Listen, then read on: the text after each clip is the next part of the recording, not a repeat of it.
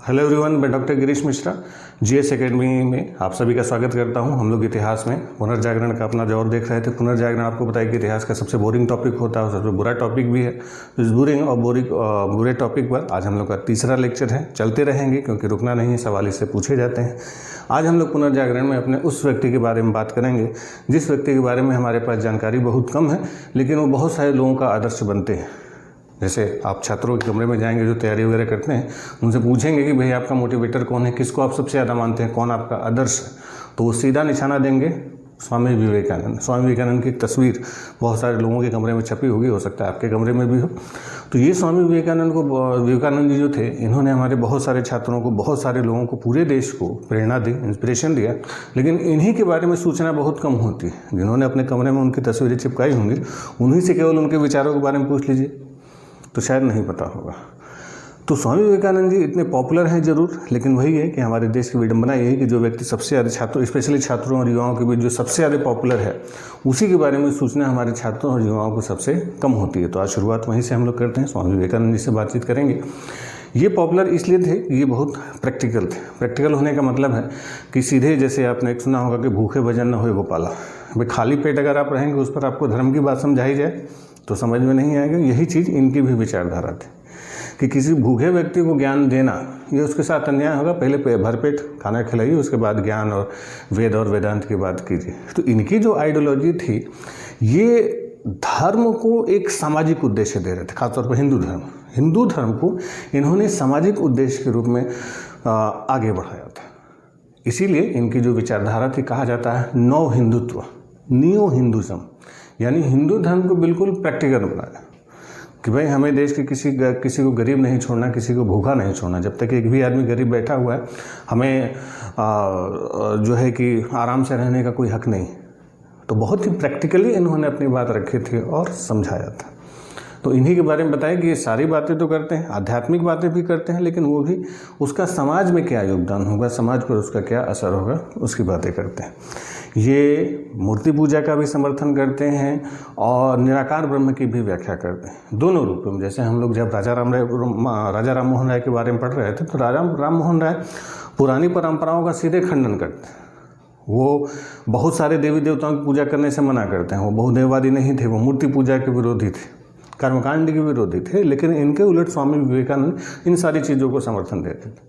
ये मूर्ति पूजा के भी समर्थक थे, बहुदेववाद को भी समर्थन देते थे। और बहुदेववाद के साथ ऐसा नहीं था कि निराकार ब्रह्म, यानी जो ब्रह्म के कोई आकार नहीं है, वो साकार और निराकार दोनों ब्रह्म के ऊपर ये चर्चा करते थे।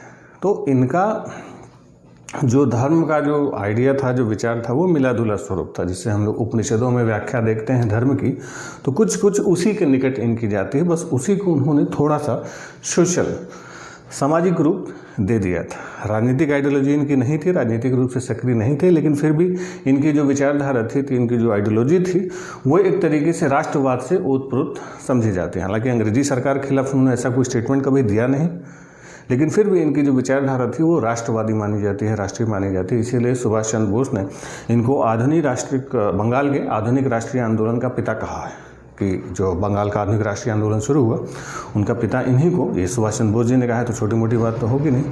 इन्होंने सीधे कहा था कि मनुष्य की सेवा ईश्वर की सबसे बड़ी सेवा है। मनुष्य के अंदर ईश्वर का वास है, अगर वो दुखी है तो फिर धर्म का कोई मतलब नहीं। पहले मनुष्य की सेवा कीजिए, अपने आप से मनुष्य की सेवा होगी। तो जो हमारे सामने है वो भी मनुष्य में ही क्या है, भगवान है। भगवान में कण है, उसके अंदर भी भगवान है। तो उसकी सेवा कीजिए तो भगवान की सेवा अपने आप हो जाएगी। भगवान की सेवा बाद में करेंगे, पहले उसकी सेवा करेंगे। और विश्व धर्म में भारत के इस संदेश को उन्होंने बहुत प्रमुखता से पहुंचाया। इनके जीवन के बारे में थोड़ी सी बेसिक चीज़ें आपको बता दें कि इनका जन्म जो हुआ था 1862 में इनका जन्म हुआ था।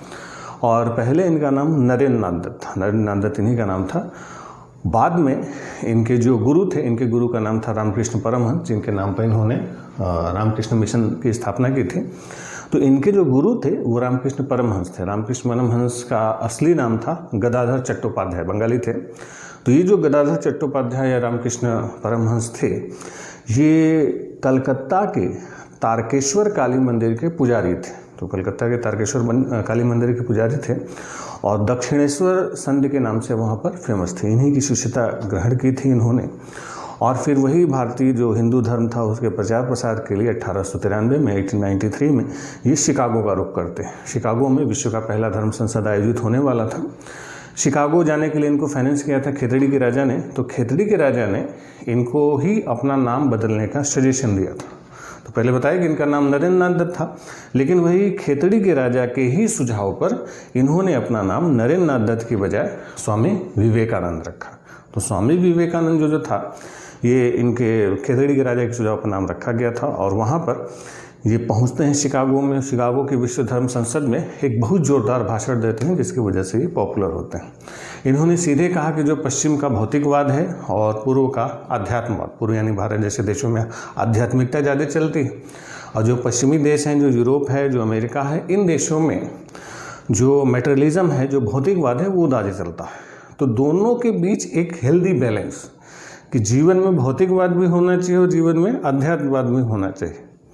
भौतिकवाद आपको जो शारीरिक सुख और शारीरिक शांति और शारीरिक समृद्धि देगी, और जो अध्यात्मवाद है वो आपको नैतिक समृद्धि देगी। ठीक, तो उसके बीच एक हम बैलेंस, एक संतुलन स्थापित करके चलेंगे, तब हमारा जीवन और सुखमय होगा। कई बार होता है कि आप देखिए लोगों के पास खूब ढेर सारा पैसा आ जाता है, क्या करें, दिमाग बिल्कुल ख़राब रहता है, सुसाइड कर लेते हैं। अभी आपने सुना सुशांत सिंह राजपूत। अब एक एक्टर जो बहुत फेमस है, बहुत सारी अच्छी अच्छी फिल्में की, खासतौर पर सुसाइड के ऊपर बहुत सारा लेक्चर वो देता था, उसको 3-4 फिल्मों से निकाल दिया गया, उसने सुसाइड कर लिया। वो हीरो नहीं है, वो एक नायक है, अभिनेता है, जो कहा गया वो कर रहा है। असली जीवन में वो नायक नहीं है। असली जीवन में नायक वो हैं जो अभी भी संघर्ष कर रहे हैं, जो स्ट्रगल कर रहे हैं। अब 4 फिल्मों से निकालने के बाद आपको सुसाइड करना पड़े तो फिर नायक किस काम के। तो इस स्वामी विवेकानंद के विचारों की ज़रूरत अभी बहुत ज़्यादा है, क्योंकि अभी जैसे बताया कि एक बैलेंस है कि आपके पास पैसा है लेकिन आध्यात्मिक संतुष्टि नहीं। और बहुत सारे ऐसे साधु संत आपको सड़कों पर मिल जाएंगे, बहुत जानकार है, बहुत ज्ञान है, लेकिन पैसा नहीं है, वो सड़कों पर भटकते हुए भूखे मर जाते हैं। तो दोनों के बीच एक संतुलन होना चाहिए कि आपका जीवन भी अच्छा हो और आपके पास संतुष्टि भी हो। तो ये जो स्वामी विवेकानंद जी के विचार हैं, ये अभी भी क्या, अभी ही बहुत ज़्यादा इसकी आवश्यकता है। ख़ासतौर पर जो अमीर राज्य हैं या अमीर लोग हैं, जो पैसे वाले लोग हैं, उनकी तो स्वामी विवेकानंद जी को बहुत खास ज़रूरत है। अभी बाकी छात्रों के जीवन में तो उनका महत्व ही है, लेकिन हमारा जीवन, क्योंकि जो छात्र जीवन होता है, आपका स्टूडेंट लाइफ होता है, तो अभी स्टूडेंट लाइफ में क्या होता है कि अभी आप थोड़ा संघर्ष कर रहे होते हैं, तो भौतिक समृद्धि उतनी ज़्यादा आप नहीं कर पाते, आध्यात्मिक समृद्धि पर ही आपका फोकस रहता है कि आपकी पढ़ाई लिखाई थोड़ी अच्छी हो जाए। जब पढ़ लिख के अच्छे पद को पाएंगे तब फिर अपना जीवन सुखमय बनाएंगे। अभी कष्ट में ही पसीना टपकाते हुए पढ़ाई कर रहे हैं, अभी आपको बहुत ज़्यादा सुख सुविधाओं की आवश्यकता नहीं है, और होती भी है तो अभी आप ध्यान नहीं देते। लेकिन स्वामी विवेकानंद जी का विचार था कि दोनों को साथ लेके चलिए। तो अगर आप स्वामी विवेकानंद जी के सच्चे विचारक हैं, सच्चे फॉलोअर हैं, कमरे में उनकी तस्वीर लगा रखिए, तो उनकी विचारधाराओं को भी समझिए, समझाने का प्रयास कीजिए, लोगों के अंदर इस बात को प्रचारित कीजिए कि वो वाकई में कहना क्या चाहते थे। बताया ना कि स्वामी विवेकानंद जी के नाम पर लोगों को ज़्यादा कुछ पता होता नहीं, केवल 1-2 कोटेशन होता है कि उठो जागो तब तक मत रुको जब तक संघर्ष की प्राप्ति न हो जाए। ऐसे वैसे बहुत सारे स्टेटमेंट चलते हैं उनके बारे में। अब पता नहीं उन्होंने कहा कि नहीं कहा, लेकिन वही ज़्यादा पॉपुलर है। लेकिन जो उनकी आइडियोलॉजी है इस अध्यात्म और भौतिकवाद को लेके, उसके बारे में लोगों को कम जानकारी है। खैर, तो वहीं पर ये जो उन्होंने संतुलन स्थापित किया, इनका सीधा कहना था कि मनुष्य की सेवा ईश्वर की सेवा। आप मानव की सेवा कीजिए, ईश्वर की सेवा उसी में हो जाएगी। तो किसी भूखे को खाना खिलाइए, वो भी आपका एक धर्म का रूप है। जैसे इस लॉकडाउन के दौरान देखा आपने कि बहुत सारे लोगों ने मदद की, लोगों की जो अगल बगल जो जिनके पास खाना नहीं था, जिनके पास नौकरी नहीं थी, उनकी मदद की गई। तो ये भी स्वामी विवेकानंद जी का यही विचार था कि उनका भी जो असहाय हैं, जो निरीह हैं, अगर आपके पास क्षमता है तो उनकी आप मदद कीजिए। ये कई मामलों में जो बहुत सारे विचारक थे, जो बहुत सारे फिलोसफर थे, उनसे अलग है। तो इनकी जो आइडियोलॉजी है बहुत प्रैक्टिकल है, यानी स्पिरिचुअली, आध्यात्मिक रूप से ये बहुत ऊपर नहीं जा पाए। प्योर फिलोसफर ये नहीं थे, बिल्कुल प्रैक्टिकल फिलोसफर थे, है ना। प्रायोगिक उनका जीवन में क्या इस्तेमाल होगा। बहुत सारे जो फिलोसफर होते हैं बिल्कुल प्योर, एक तरफा चल रहे, ये वन साइडेड नहीं थे, ये दोनों के बीच एक बैलेंस लेके चल रहे थे। और उस समय वेस्टर्न कंट्रीज में पैसा था, समृद्धि थी, लेकिन सुख नहीं था। तो वही जब आध्यात्म की बात उन्होंने जोड़ी तो वहीं से ये पॉपुलर होते हैं। वहीं पर इनकी शिष्या बनती हैं Margaret Noble. Margaret Noble Irish महिला थी, बाद में ये सिस्टर निवेदिता के नाम से पॉपुलर होती हैं, भारत पहुंचती हैं, भारत में इनका नाम सिस्टर निवेदिता होता है। तो जो सिस्टर निवेदिता है वो असली नाम उनका मार्गरेट नोबल था। फिर 1896 में इन्होंने उसी उपनिषदों के विचार, वेदांत की विचारधारा को, हिंदू धर्म के दर्शन को, भारतीय धर्म दर्शन को आगे बढ़ाने के लिए न्यूयॉर्क में वेदांत सोसाइटी का गठन किया ताकि इस धर्म का प्रचार प्रसार किया जा सके। ठीक। और इन्होंने हिंदू धर्म की कुछ मामलों में आलोचना भी की थी, जैसे हिंदू धर्म का जो प्राचीन परंपराएं हैं कि हम जैसे हैं ठीक है, मुझे मत छेड़ो। तो उनका ये कहना था कि हिंदू धर्म की ये जो बात है कि मुझे मत छेड़ो, ये गलत है। भाई अगर चीज़ पुरानी पड़ चुकी है, उस ज़माने के हिसाब से ठीक थी, अब ज़माना बदल चुका है, अब नई चीज़ें आनी चाहिए, नई चीज़ें होनी चाहिए, तो इसमें बदलाव जरूरी है। अब जैसा था वो अगर कोई कमी भी रह गई तो उसको भी आप साथ लेके चलना है तो ठीक नहीं। तो इस आधार पर भी इन्होंने हिंदू धर्म की आलोचना की थी कि मुझे मत छेड़ो, हम जैसे हैं ठीक है, ये गलत था। उनको लगता था कि निरंतर सुधार होने चाहिए थे। इसके बाद ये भारत लौट के आते हैं। भारत आने के बाद 1899 में 1899 में इन्होंने अल्मोड़ा जिले में एक जगह था मायावती में एक मठ स्थापित किया था। फिर उस सन 1900 के दूसरा जो पेरिस का जो विश्व धर्म संसद था, तो दूसरे पेरिस के विश्व धर्म संसद में ही इन्होंने भाग लिया था। फिर ये भारत लौट के आते हैं और फाइनली 1902 में इनकी मृत्यु हो जाती है। इनका जो विचार था, इनकी जो आइडियोलॉजी थी, उसका जो प्रचार प्रसार था वो रामकृष्ण मिशन के माध्यम से हुआ और अभी तक हो रहा है। हालांकि बताया कि अभी के युवाओं को उसकी ज़रूरत है, लोग लेकिन जानकारी कम है। चलिए खैर आगे बढ़ते हैं। तो ये आज का हमारा पहला टॉपिक था रामकृष्ण मिशन, जिसकी स्थापना की थी 1897 में स्वामी विवेकानंद ने। इसके अलावा अगला जो हमारे पुनर्जागरण में जो धर्म सुधार में जो एक और संस्था आगे आई थी वो थी थियोसॉफिकल सोसाइटी।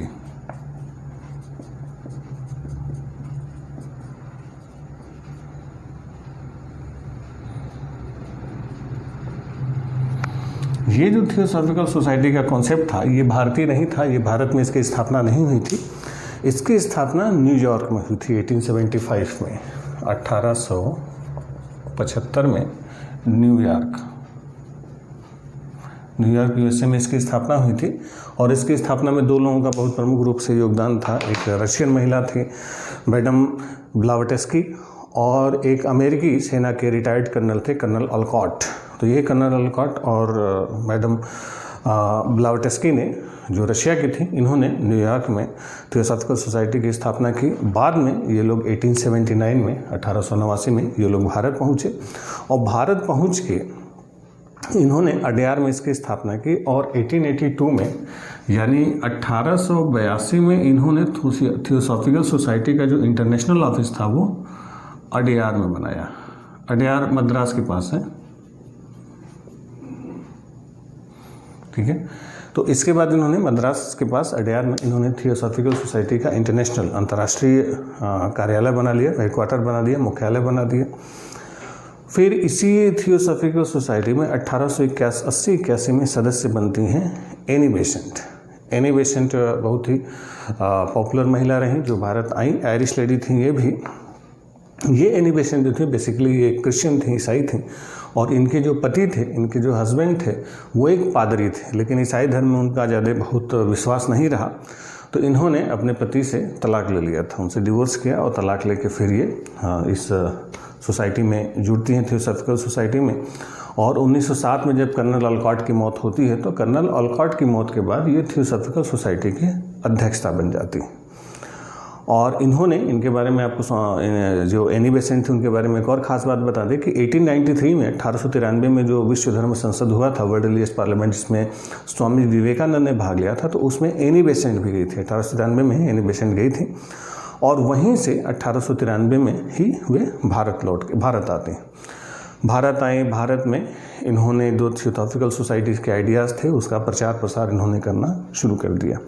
अब ये जो एनी बेसेंट थी, कहा जाता है कि ये हिंदू धर्म से इतना प्रेरित थी, इतना प्रभावित थी कि इनको कहा जाता था कि पूर्व जन्म में ये शुद्ध ब्राह्मण ही थी, इसीलिए वो इस धर्म में उसी का जो पूर्व जन्म का काम था उसको पूरा कर रही थी, ठीक है।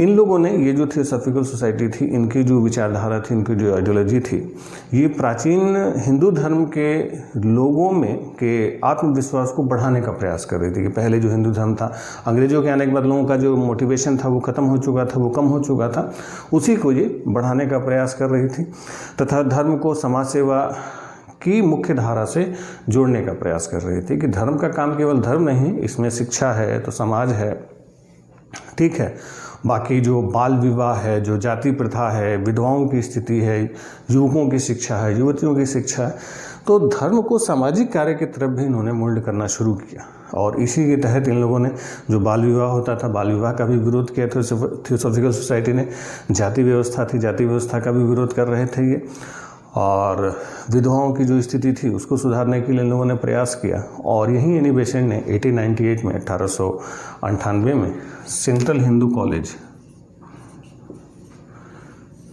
1898 में वाराणसी में, बनारस में सेंट्रल हिंदू कॉलेज की स्थापना की एनी बेसेंट ने। और यही सेंट्रल हिंदू कॉलेज 1916 में मालवीय जी ने इसी के ऊपर आधारशिला रखी, बनारस काशी हिंदू विश्वविद्यालय की, जिसको BHU कहा जाता है। तो जो काशी हिंदू विश्वविद्यालय BHU बना, उसका बेस एनी बेसेंट ने ही तैयार किया था। अभी भी बनारस में कामाख्या में सेंट्रल हिंदू स्कूल है, वो एनी बेसेंट द्वारा स्थापित था। इसके अलावा ये जो इनका आइडियोलॉजी थी, इनकी जो विचारधारा थी एनी बेसेंट और थियोसॉफिकल सोसाइटी की, वो हिंदू और बौद्ध धर्म के बीच की स्थिति थी। मतलब दोनों से कुछ हिंदू धर्म के विचार लिए गए थे, कुछ बौद्ध धर्म के विचार लिए गए थे। तो दोनों को लेके ये लोग चलते थे। ये लोग भी पुनर्जन्म के सिद्धांत को स्वीकार करते थे। पुनर्जन्म के सिद्धांत को स्वीकार करने का मतलब है कि आप इस जन्म में काम अच्छा करें तो अगला जन्म आपका अच्छा होगा। और कर्म का सिद्धांत, तो पुनर्जन्म और कर्म के सिद्धांत जो प्राचीन भारतीय सिद्धांत थे, जो हम लोग गीता में पढ़ते हैं, कृष्ण ने जो अर्जुन को उपदेश दिया था, गीता महाभारत का जो उपदेश है, इसकी ये लोग पूरी व्याख्या करते थे, पूरी तरीके से इसको स्वीकार करते थे। तो हिंदी धर्म के लोगों के विश्वास और जो व्यवस्था थी उसको आगे बढ़ाने का काम किया था थियोसॉफिकल सोसाइटी ने। इसके अलावा और भी हमारे जो धर्म सुधार हैं, तो धर्म से सुधार से जुड़े हुए कई सारी और संस्थाएं थी, उनके बारे में भी फटाफट बता देते हैं। आपको जैसे बताया कि जब राजा राम मोहन राय ने सती प्रथा का विरोध किया था, तो बहुत सारे लोग थे जिनको लगता था कि सती प्रथा का समर्थन करना चाहिए। तो सती प्रथा का समर्थन करने के लिए राधाकांत देव ने एक सभा बनाई थी, धर्म सभा, 1830 में, 1830 में आई धर्म सभा। ये भी कलकत्ता में बनी थी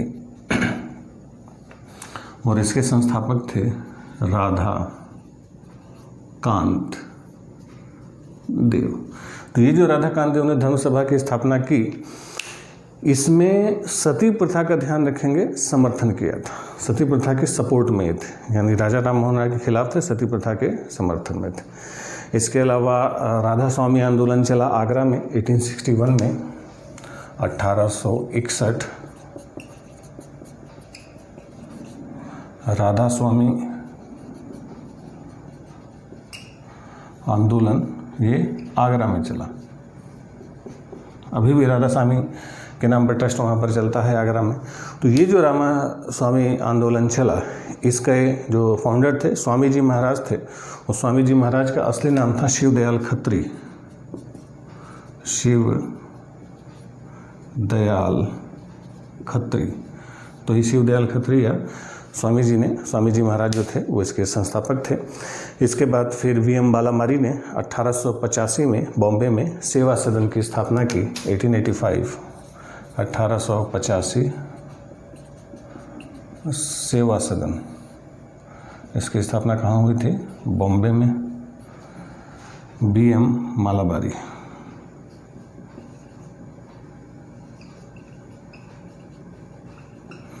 ये सब हमारे धर्म सुधार से जुड़े हुए संस्थान थे, इंस्टीट्यूशंस थे। फिर इसके बाद गोखले ने सर्वेंट्स ऑफ इंडिया सोसाइटी बनाई 1905 में, 1905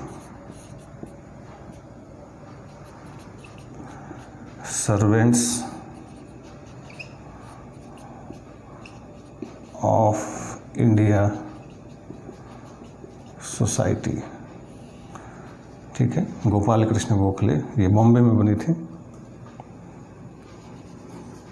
ठीक है। तो ये जो गोखले ने सर्वेंट ऑफ इंडिया सोसाइटी की स्थापना की थी, बॉम्बे लिख दें, गोपाल कृष्ण गोखले। तो ये जो गोखले की सर्वेंट्स ऑफ इंडिया सोसाइटी थी, आपको बताया था कि गोखले और तिलक में बनती नहीं थी। तो जब तिलक ने होम रूल लीग स्टार्ट की थी, जब होम रूल को स्टार्ट किया था, तो गोखले की जो सर्वेंट ऑफ इंडिया सोसाइटी थी, इसके सदस्यों को होम रूल लीग में भाग लेने की मनाही थी। उन्होंने मना कर दिया कि तिलक के साथ कोई जुड़ाव नहीं करना, संदेश दिया गया था। तो ये जो सर्वेंट्स ऑफ इंडिया सोसाइटी थी, इन लोगों ने होम रूल लीग में भाग नहीं लिया था। ठीक, चलिए इसके बाद 1914 में हृदयनाथ कुंजरू ने इलाहाबाद में सेवा समिति बनाई थी। 1914 सेवा समिति इलाहाबाद, हृदयनाथ कुंजरू।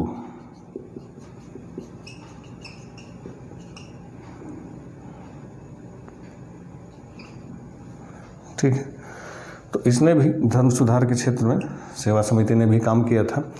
फिर उसके बाद 1922 में भील सेवा मंडल बना था, जिसको अमृतलाल विट्ठल भाई दास ठक्कर ने स्थापना की थी, जिसको ठक्कर बापा कहा जाता है। 1922 1922 भील समाज। तो ये जो ठक्कर बापा थे, ये जनजातियों के लिए बहुत ज़्यादा इन्होंने काम किया था। तो जो आदिवासियों के लिए जनजातीय शब्द था, जो जनजातीय नाम दिया गया था ना, जनजाति, तो आदिवासियों के लिए जनजातीय नाम जो दिया गया था वो ठक्कर बापा ने ही दिया था। ठीक, इन्होंने आपको बताया कि कब 1922 में भील सेवा मंडल की स्थापना की थी। लेकिन पूरा कर दें, भील सेवा मंडल 1922 में। इसके अलावा शारदा सदन बना था, जो महिलाओं की शिक्षा के लिए पंडिता रमाबाई ने बनाया था 1899 में। 1899 में शारदा सदन, ये थी पंडिता रमाबाई। महिलाओं की शिक्षा के लिए पंडित रमाबाई ने बहुत सारा काम किया था। तो ये जो शारदा सदन बना था, इसकी स्थापना बम्बई में हुई थी पहले 1899 में, फिर 1889 में 1889 में, फिर 1890 में इसका जो हेडक्वार्टर था इसको बॉम्बे शिफ्ट कर दिया, पुणे शिफ्ट कर दिया गया था। इसके अलावा जो एक और धर्म में एक आप सुनते हैं गोरक्षा का नाम, गोरक्षक आजकल बहुत चलते हैं, बड़े पॉपुलर हुए हैं। तो ये जो गोरक्षक हैं, यानी जो गाय की सेवा करते हैं, गोरक्षा, तो गोरक्षा के आंदोलन से हमारे 3 बड़े नेता थे, ये गोरक्षा के आंदोलन से जुड़े हुए थे। सबसे पहले जो नेता थे, इन्होंने गोरक्षा समिति बनाई थी, स्वामी दयानंद।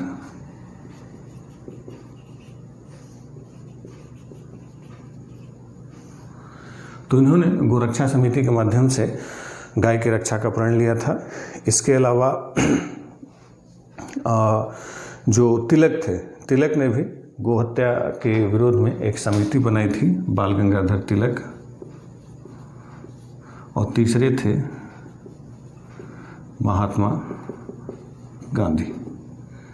ठीक है, तो ये जो 3 लोग थे, ये किससे जुड़े हुए थे? गोरक्षा से जुड़े हुए थे। महात्मा गांधी ने भी गोरक्षा संघ बनाया था। तो गोरक्षा संघ महात्मा गांधी का था, गोहत्या विरोधी समिति तिलक का था, और स्वामी दयानंद का था, यही गोरक्षिणी समिति इनकी थी। तो ये 3 हमारे जो नेता थे वो गोरक्षा से जुड़े हुए थे। तो इसके अलावा हमारा जो धर्म सुधार था, तो धर्म सुधार में एक और जो बहुत शुरुआती दौर में एक मूवमेंट शुरू हुआ था, जिसको हेनरी विवेन डेरोजियो ने शुरू किया था, वो था यंग बंगाल मूवमेंट। तो यंग बंगाल जो मूवमेंट था, इसकी जो शुरुआत थी हेनरी विवेन डेरोजियो ने शुरू की थी। ये ब्रह्म समाज जो था उससे भी जुड़े रहे थे कुछ समय तक, और जो कलकत्ता में राजा राम मोहन राय ने हिंदू कॉलेज की स्थापना की थी, तो हिंदू कॉलेज के प्राध्यापक भी रहे थे। 1826 से 1831 तक हिंदू कॉलेज के प्रिंसिपल रहे थे, और इनके जो फॉलोअर्स होते थे, इनको डेरोजियो कहा जाता था। ठीक है, ये जो यंग बंगाल मूवमेंट के लोग थे, जो डेरोजियो के समर्थक थे, ये लोग नारी शिक्षा और नारी अधिकारों का समर्थन करते थे, प्रेस की स्वतंत्रता की बात करते थे, जमींदारों के अधिकारों पर प्रतिबंध लगाने की बात करते थे, उच्च पदों पर भारतीयों की नियुक्ति की डिमांड करते थे। तो इन लोगों ने बहुत सारी आधुनिक चीज़ों की डिमांड की। हालांकि वो डिमांड सरकार ने बहुत ज़्यादा ध्यान नहीं दिया, लेकिन शुरुआत इन्हीं लोगों ने की थी। तो इन्हीं लोगों के इन प्रयासों को देखते हुए सूर्यनाथ बनर्जी ने आधुनिक सभ्यता के अग्रदूत के रूप में अंग्रेजों को माना था कि भारत में आधुनिक सभ्यता के अग्रदूत हुआ करते थे, ठीक है, अथवा अपनी जाति के पिता इनको सूर्यनाथ बनर्जी ने कहा था। और इन्होंने आध्यात्मिक उन्नति और समाज सुधार के लिए एकेडमिक एसोसिएशन और society for the acquisition of general knowledge, तो society for the acquisition of general knowledge ये भी हेनरी विवियन डिसरज़ियो की ही जो स्थापना थी, उन्होंने स्थापना की थी। इसके अलावा इन्होंने Anglo Indian Hindu association, Bengal Hit Sabha, debate सभा का भी गठन किया था। इनके संगठनों में विधवाओं की स्थिति को सुधारने का और महिलाओं की स्थिति को सुधारने का भी बात कही गई थी। ये लोग विवाह, आडंबर और जो दिखावा होता था उसका विरोध करते थे। तो धर्म सुधार में ऐसा नहीं था कि केवल भारतीय नेताओं ने भाग लिया, भारत के साथ साथ विदेशियों ने भी इसमें अच्छा खासा योगदान दिया था, जिसकी जो शुरुआत थी वो हेनरी विवियन डिसरज़ियो ने की थी। चलिए, तो अभी तक हम लोग धर्म सुधार की बात कर रहे थे। धर्म सुधार में भी अभी तक हम लोग का हिंदू धर्म सुधार था। तो केवल हिंदू धर्म तो भारत में था नहीं, इसके अलावा मुस्लिम धर्म में भी था। मुस्लिम धर्म में भी बहुत सारी कुरीतियाँ थी, बहुत सारी बुराइयाँ थी। तो मुस्लिम धर्म को भी सुधारने का प्रयास बहुत सारे मुस्लिम विचारकों ने, मुस्लिम विद्वानों ने किया। तो आज के लिए इतना ही। अगले वीडियो में हम लोग मुस्लिम धर्म सुधार के बारे में बातचीत करते हैं। बने रहिए हमारे साथ। स्वतंत्रता दिवस को एंजॉय कीजिए। 15 अगस्त की आप सभी को हार्दिक शुभकामनाएं। धन्यवाद।